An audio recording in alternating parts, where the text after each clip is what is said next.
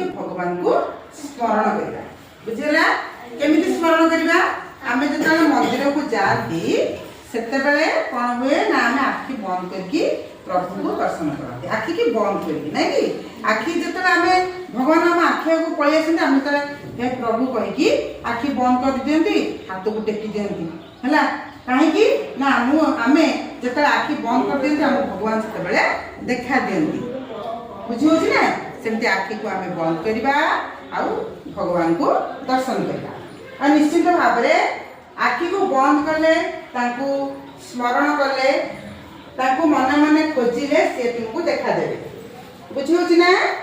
ହଁ, ସମସ୍ତେ ସେମିତି ଆଖି ବନ୍ଦ କରିବା, ପ୍ରଭୁ ଜଗନ୍ନାଥଙ୍କୁ ସ୍ମରଣ କରିବା, ତାଙ୍କ ମୁହଁ ତୁମକୁ ନିଶ୍ଚିତ ଭାବରେ ଦେଖାଯିବ। ସେଇ ଚକାଚକା ଆଖି, କଳା କଳା ମୁହଁ ଆଉ ନାଲିଆ ନାଲିଆ ଅଧର ତୁମକୁ ନିଶ୍ଚିତ ଭାବରେ ଦେଖାଦେବ। ଯିଏ ତାଙ୍କୁ ସ୍ମରଣ କରିବ, ଯିଏ ତାଙ୍କୁ ମନ ଭିତରେ ଡାକିବ, ନିଶ୍ଚିତ ଭାବରେ ଭଗବାନ ତାଙ୍କୁ ଦର୍ଶନ ଦେବେ। ଆଖି ବନ୍ଦ କରିଥିଲେ ବି ସେ ତୁମକୁ ଦର୍ଶନ ଦେବେ। ଆମେ ଭଗବାନଙ୍କୁ ଦେଖୁଛନ୍ତି ତ? ଦେଖୁଛନ୍ତି ନା?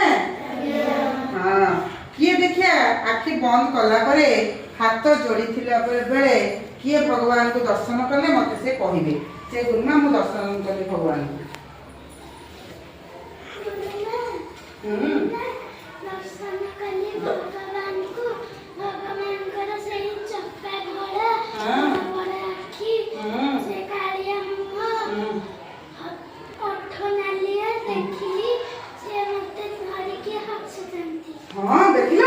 ଆମର କୋଉ ଭଉଣୀ? ଦିବ୍ୟଙ୍କା ଭଉଣୀ। ଦିବ୍ୟଙ୍କା ଭଉଣୀକୁ ଠାକୁର ଦର୍ଶନ ଦେଲେ।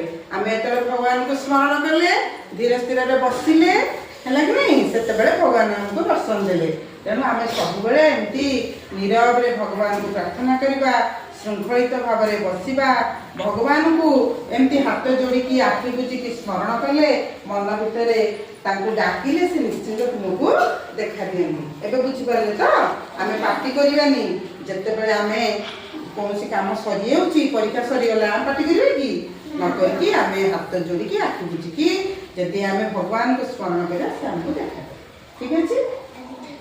ଧନ୍ୟବାଦ ସମସ୍ତଙ୍କୁ। ଆମେ ସମସ୍ତେ ଶୃଙ୍ଖଳିତ ହେଇକି ରହିବା, ହେଲା? କ'ଣ ହେଇଛି? ଠାକୁରଙ୍କୁ ଦର୍ଶନ କଲ? ଆଉ କିଏ ଦର୍ଶନ କଲ? ତୁମେ ବି ଠାକୁରଙ୍କୁ ଦର୍ଶନ କଲ? ଆଉ କିଏ?